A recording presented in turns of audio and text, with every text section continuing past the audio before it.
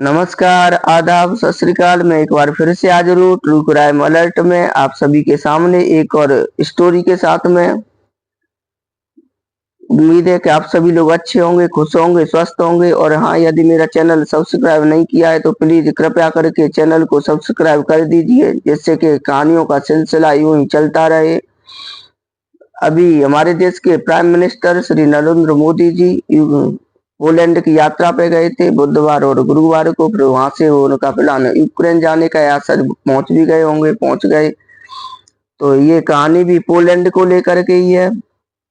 1 सितंबर 1939 यह वो दिन था जब पोलैंड की धरती से इतिहास के सबसे भयानक युद्ध की शुरुआत हुई थी। जैसा कि आप सभी लोग जानते होंगे कि यहूदियों को पूरी दुनिया में कहीं भी पनाह नहीं मिली थी। सिर्फ एक भारत देश ही ऐसा था जहां पर उन्हें एक ना सिर्फ शरण मिली, बल्कि उन्हें एक छत, परिवार, यहाँ पे सब कुछ मिला। 1 सितंबर 1939 यह वो दिन था जब पोलैंड की धरती से इतिहास के सबसे भयानक युद्ध की शुरुआत हुई।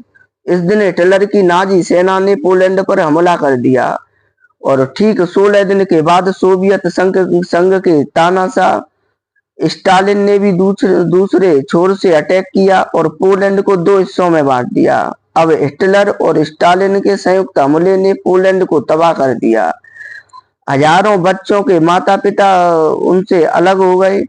वेल्स के जो इतिहासकार थे नॉर्मन डेविज अपनी किताब में लिखते हैं, हार्ट ऑफ यूरोप किताब का नाम है। इसमें वो लिखते हैं कि पोलैंड से 20 लाख लोगों को ट्रेनों में भर करके यूनाइटेड स्टेट ऑफ सोवियत रूस, यानी कि उस समय का यूएसएसआर, उसके आर्टिक रूस, साइबेरिया और कजाकिस्तान में भेज दिया गया। इनमें पोलैंड के सैनिकों के वो अनाथ बच्चे भी थे जिनके माता पिता उस युद्ध में मारे गए थे। अब ये गिरफ्तार किए गए लोगों में जो ज्यादातर लोग थे वो यहूदी थे और इन्हें साइबेरिया के लेबर कैंप्स में रखा गया, जिन्हें बाद में गुलक कहा जाता है।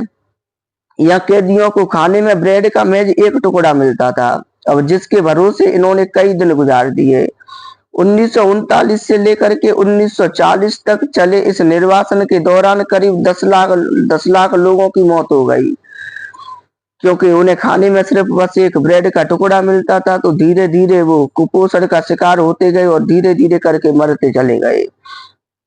यहाँ तक की कहानी तो खैर सब लोग जानते हैं, लेकिन बहुत ही कम लोगों को पता हुआ कि साइबेरिया के गुलग से 1460 किलोमीटर दूर भारत में इन बंधकों को नया घर मिला था।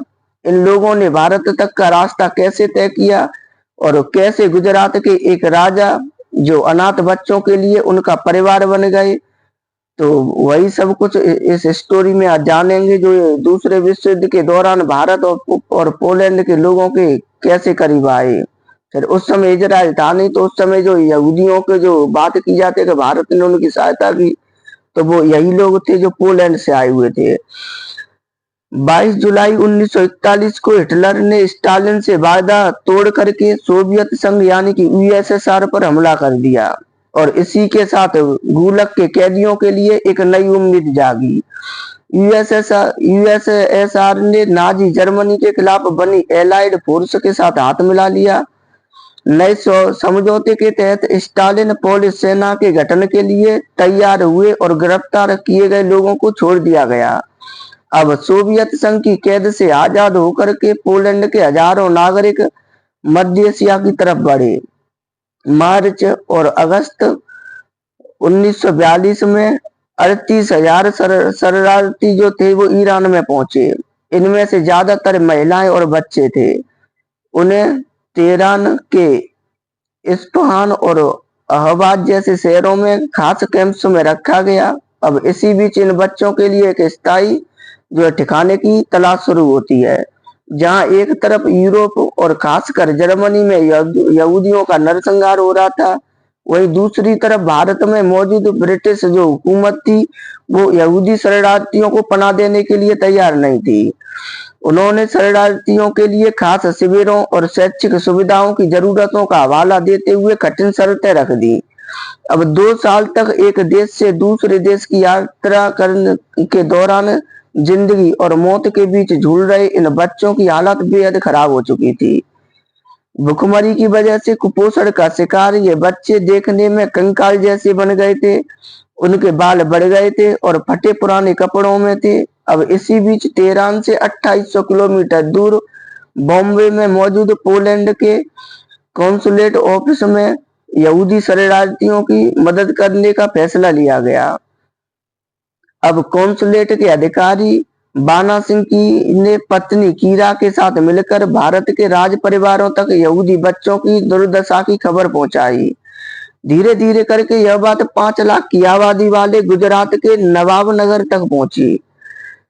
अब एशियाई शेरों के लिए मशहूर इस रियासत में जाम साहब की उपाधि वाले महाराज दिग्विजय सिंह जी रणजीत सिंह जी जडेजा का शासन था, जो एक राजपूत राजा थे।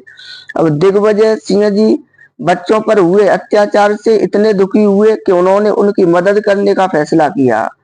देश में ब्रिटिश राज के खिलाफ चल रही मुहिम के बीच उन्होंने नवानगर में जो पोलिश बच्चों के लिए घर से दूर एक आशियाना बनवाया और इस दौरान उन्होंने ब्रिटिश हुकूमत की इजाजत हासिल करने के लिए भी जरूरी जो तमाम शर्तें थी उन्हें पूरा किया। पूरा इंतजाम होने के बाद पोलैंड के शरणार्थियों को ईरान से अफगानिस्तान होते हुए भारत लाया गया। महाराज ने जहाज को अपने राज्य के रोची पोर्ट पर रुकने की इजाजत दी। इसके बाद यहाँ एक रात के भीतर तट के पास मौजूद बालाचड़ी शहर में रिफ्यूजी कैंप लगाए गए।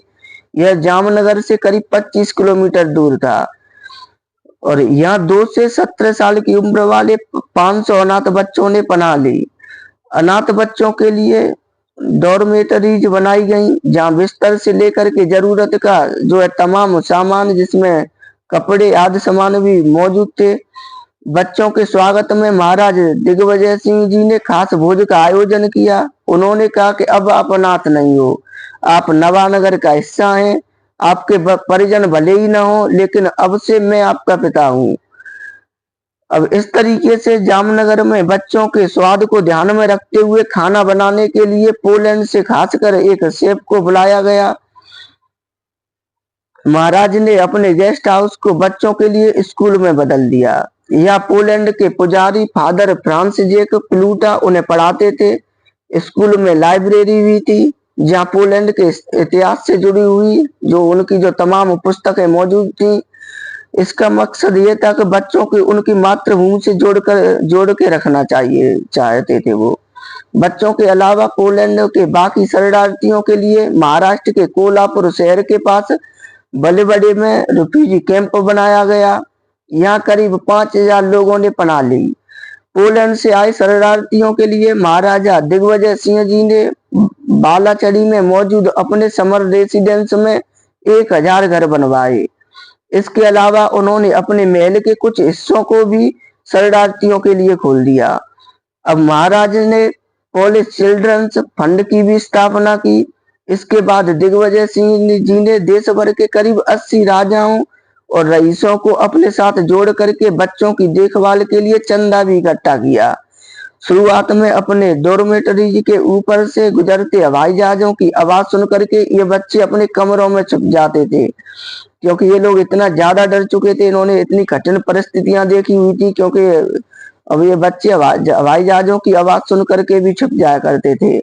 हालांकि धीरे धीरे वो पश्चिमी भारत की जीवन शैली में ढल गए। महाराज दिग्विजय सिंह जी नियमित तौर पर कैंप का दौरा करते थे।